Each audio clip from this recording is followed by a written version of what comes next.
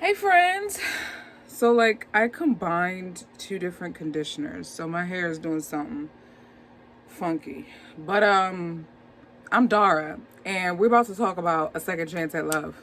I'm not even going to do my intro because we got to talk about this. So this is the first movie in Hallmark's Spring into Love lineup, right? Starring Jared Joseph, Alvina August, Gloria Rubin, Eric LaSalle, yeah? We have a married couple, Alicia and Arnold, played by Alvina and Jared. They're the younger couple, right? They going through some stuff. And our homie Alicia, her parents are divorced, and she gets this crazy idea to use her husband's dating app and reconnect them on the dating app. Like get them out there by joining the dating app, and then on the dating app they end up reconnecting with each other and they get a second chance at love, hence the title, right? Let's break this movie down. And I'm full. I just had some barbecue chicken pizza, so I'm liable to say anything right now. I have mixed emotions about this movie, yeah? Let's walk through it.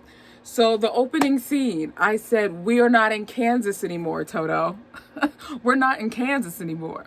You better say just the two of us. I said, well, all right then. Love the young girl's hair. Oh gosh, I loved her hair. But that opening scene was gorgeous. And then how it transitioned into Alicia with her husband, loved. The house, gorgeous. I said, we done moved up a couple tax brackets. And I'm grateful. Her and her husband were cute. You know, they were doing the little bootang thing, and I loved it. Her best friend. I want her best friend to be my best friend. Can I have a Cam? Can I have Cam be my best friend, please? Because she gave me like, oh gosh, it wasn't barbecue sauce. Was it hot sauce? Was it Old Bay? Was it smoked paprika? She just added a little something extra that I really enjoyed. We meet Cam at Alicia's job, which is her, I believe, if I'm not mistaken, Alicia owns the salon, because we only see her there maybe 2 or 3 times and we don't see her for the rest of the movie. Oh, this is my little spring into love thing. But I wanted to see Alicia more at work because ain't nothing like black women at a beauty shop. That's a beautiful thing to behold, and I would have loved to see that. I'm trying to think how to break this movie up. So Alicia, she keeps, like, her mom calls her all the time while she's talking to her husband, while she's trying to spend time with her husband. And Alicia always makes concessions for her mother. No boundaries. None whatsoever. And I was getting annoyed. I was feeling like, what's the homie's name? Arnold. Like, for real? You're just going to keep answering your phone? Are we going to talk about when she invited her mother onto their romantic weekend? I hollered. I screamed. I paused it and I yelled out loud to no one. Pero why? Pero hey, like, why? She just got through doing her like soliloquy, little monologue, her apology tour, saying like, this is going to be us. Like, I've changed. Like, I understand. I see. But I still invited her mama on to our romantic weekend.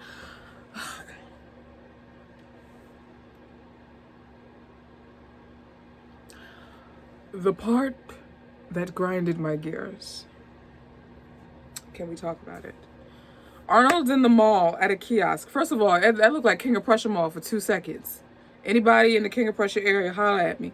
That looked like the ground floor at King of Prussia Mall almost right outside Express where the Aunt Annie's cart is, and there's like a kiosk a few paces away. That's what that reminded me of. Oh, I miss King of Prussia Mall. I haven't been there in so long. I digress. He's at the mall, minding his Arnold business. Gets a call from the wifey. He's kikiing on the phone, yeah? Actually, before he's kikiing on the phone, yeah? This little college student, whatever she was, she's trying to grab the little thing, and he's like, here, let me get that for you. And she makes like doe eyes at him, and he's all feeling himself all of a sudden. And I'm just like, whoa, here's what we're not gonna do. I personally didn't vibe with that. I didn't like that. I don't want to insinuate any type of outside, like, this is a marriage we're talking about. Like, let's not introduce any hints of infidelity or affair. Like, I just didn't vibe with that at all. I was like, no. Then he answers the phone, keys with the wife, hangs up, looks back at the kiosk as if she's still there, still trying to ruminate in the memory. I'm like, okay, what was that? Why was that even? That didn't even add to the plot in any way. Because if he was who was he talking to? Was it I think it was his friend when he was in the office. He's like, just the thought of someone being attracted to me or something like that. Ugh, bro.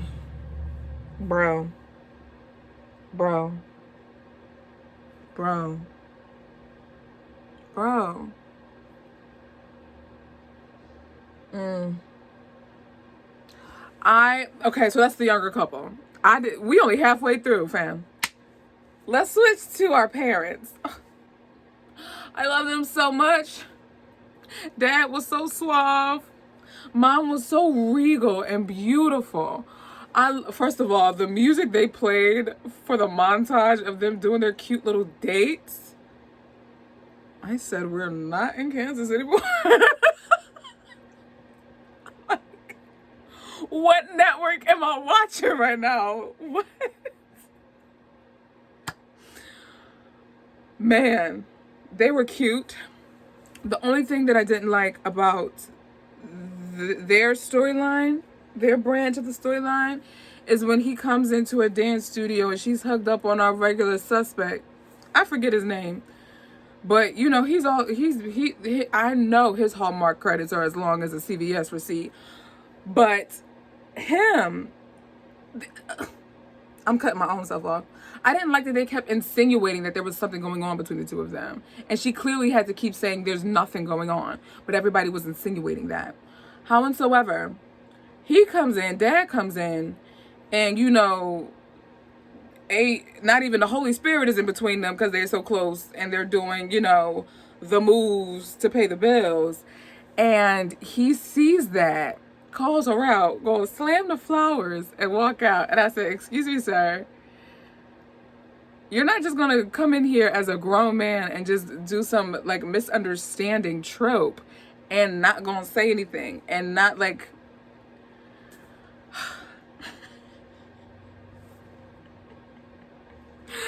Y'all, I like this movie. Like, hear me when I say I like this movie. And can we talk about the ending? Can we talk about him coming in like a smooth operator into the building when he took, I'm about to spoil it. Excuse me. If you haven't seen it yet, pause it and then come back. Yeah. So when he proposes, I said, ew, like I literally, and then he opened up the ring box. I said, this little light of mine. He was gonna let it shine. I knew he had money with a ring box. Got a light in it. Like it's an art museum unto itself. We ain't in Kansas anymore. Y'all, I'm sorry, this barbecue chicken pizza was good. But so I have a gumbo of emotions. That's kind of how I feel about everything. My crown rating for this movie out of 5 crowns, I'm giving it 3.5. 3.5. I still enjoyed it, but I think the younger couple's conflict weighed down the movie for me. I was a little frustrated and annoyed with how Alicia went about doing stuff and kept asking for forgiveness, but yet intentionally kept messing up. Like, intentionally. But yet she said she was unintentionally pushing him away. I'm like, she was fully aware of what she was doing because she would be in conversation with him, answering her mother's phone. In conversation, and he kept saying, why does your mom have to be in everything? Like, why? Their house was beautiful. Their house was gorgeous. What did y'all think? I don't want this video to go on too long. I want to become more succinct to the point. But what did y'all think about, I was going to say Spring into Love. What's this movie called? A Second Chance at Love. I need more Cam in my life. I need more of this house in my life. I need more of Eric LaSalle and Gloria Rubin in my life. I need more of just the two of us in our life. And I love it. I love it. That's where my heart belongs.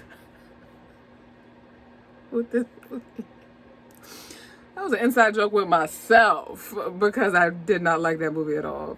But the title just tickles me. So, y'all, let me know what you think in the comments. Let's dialogue. Let's engage. And if you haven't already, please subscribe to the YouTube channel and also subscribe to the podcast. There's a link for it in the description box. On the podcast, I am doing recaps of Chesapeake Shores. I am starting season 5 in the, what do you call it? When this podcast began, I started season 1, episode 1 of Chesapeake Shores, August 9th, 2021. And we have finally made it to season 5. Everybody is telling me season 5 is where the money resides. So I'm excited. I'm looking forward to what drama and story and character arcs and all romance that entails. And also, sometimes I do throwback movies. I take suggestions. So for any older Hallmark movie, 2019 and older, that I haven't seen yet, I'll do a review for that on some Thursdays throughout the month. Do a Throwback Thursday review. We're going to finish out, though, our Up TV reviews with The Wedding Fix this Thursday. I'm just not sure if it's going to be a YouTube video, a podcast episode, like an audio podcast episode, or both. TBD.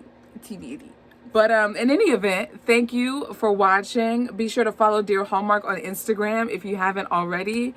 And I will talk to you guys in the next video.